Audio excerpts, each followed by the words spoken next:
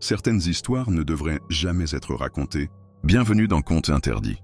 Au cœur de la Nouvelle-Orléans, parmi les balcons en fer forgé, les effluves de sucre caramélisé et les chants vaudous murmurés dans les ruelles du vieux carré, se dresse un manoir, majestueux, mais figé dans le temps, et hanté par l'une des pages les plus sombres de l'histoire de la ville. Au 1140 rue Royal Street, une façade élégante, 3 étages, une cour intérieure, des volets sombres, toujours mi-clos, un bâtiment qui semble retenir son souffle. C'est ici qu'a vécu Delphine Lalaurie. Née Marie-Delphine McCarthy en 1787, dans une riche famille créole, elle grandit avec le pouvoir, l'éducation et le privilège. Elle se marie 3 fois.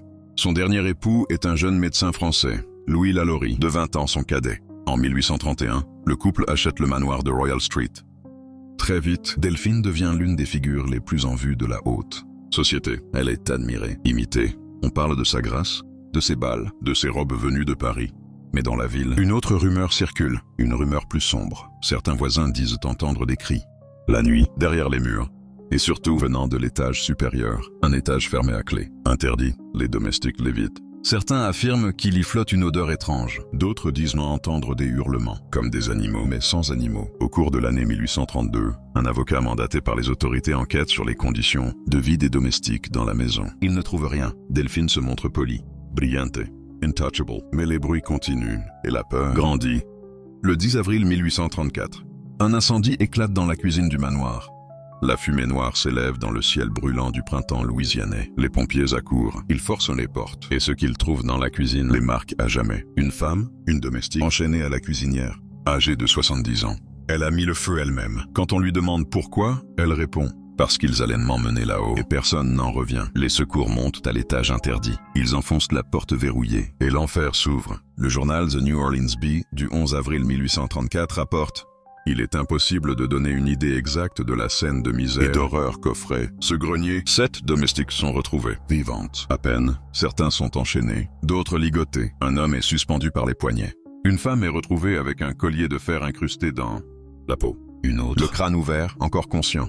Un troisième a les os fracturés et repositionnés de façon grotesque. Le juge Louis Dufour, présent sur les lieux, déclare: j'ai vu une femme incapable de marcher, tant ses blessures étaient profondes. Une autre ne pouvait même plus parler. Elle fixait le vide, les yeux grands ouverts. Des outils chirurgicaux sont retrouvés sur une table, des chaînes rouillées. Et, dans un coin, une cage remplie d'ossements humains. Certains médecins sur place refusent de commenter. Trop bouleversés, même les agents de police quittent la pièce en larmes. Le lendemain, la ville explose.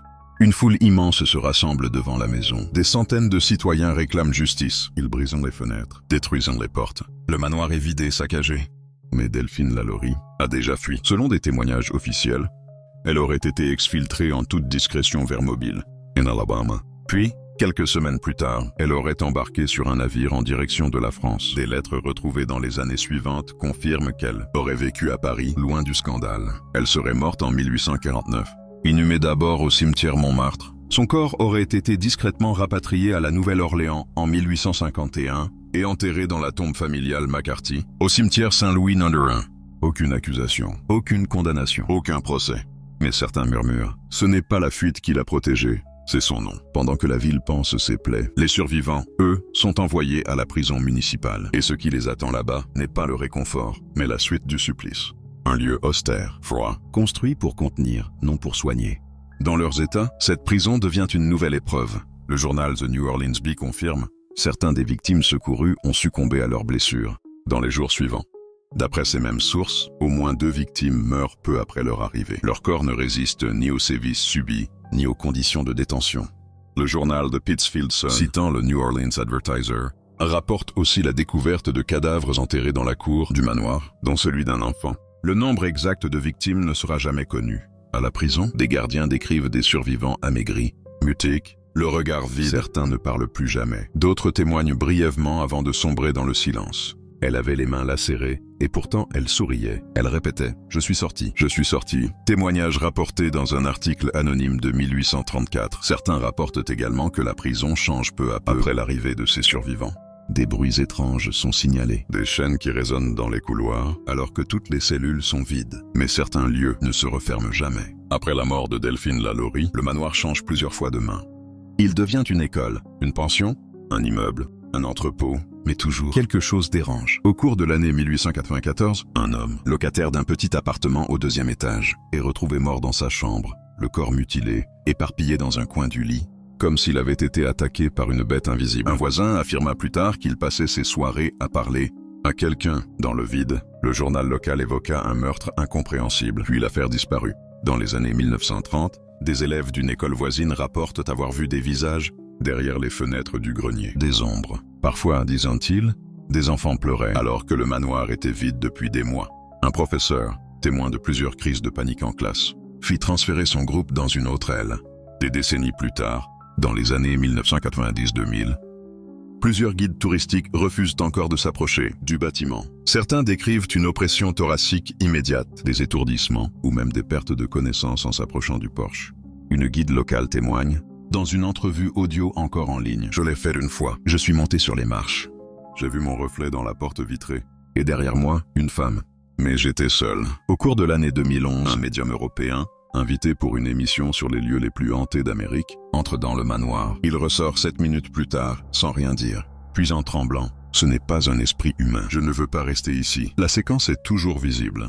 Mais le silence vaut bien plus que les images. Et encore aujourd'hui, lorsque la lumière décline sur Royal Street, certains passants s'arrêtent, sans comprendre pourquoi. Ils regardent les volets clos. Ils sentent un frisson, un pincement dans la poitrine. Et cette voix, parfois derrière la porte, « Aide-moi ». Puis vient 2007. L'acteur Nicolas Cage achète le manoir, officiellement, pour écrire un roman d'horreur. Mais à peine 2 ans plus tard, il perd la maison, saisi avec plusieurs de ses autres biens, à la suite de problèmes financiers majeurs. Des rumeurs circulent. Certains parlent de malédiction, d'un lieu qui ne se laisse pas posséder. Et puis, un fait étrange attire l'attention. Peu de temps après la perte du manoir, Nicolas Cage fait construire une tombe en forme de pyramide blanche dans le cimetière Saint-Louis nuréen, le même qui abrite la sépulture de Delphine Lalaurie et celle de Marie Laveau, la prêtresse vaudou la plus célèbre de la ville. Gravée sur la tombe, Omnia Abono, tout à partir d'un seul. Cage n'a jamais expliqué publiquement ce geste. Mais pour les habitants de la Nouvelle-Orléans, la symbolique est puissante.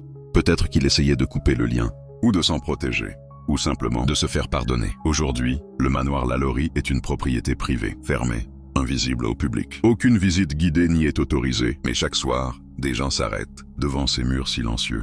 Certains prennent une photo, d'autres ressentent quelque chose, un frisson, une pression dans la poitrine, une envie soudaine de faire demi-tour. Les murs sont toujours debout, les volets toujours mi-clos, et le grenier toujours fermé. Ce lieu n'est peut-être pas hanté par des fantômes, mais il l'est par des vérités, des souffrances, des cris qu'on a voulu oublier, et une justice qui n'est jamais venue. Alors, ce manoir n'est-il qu'un vestige du passé? Ou un portail vers quelque chose de plus ancien et de plus profond?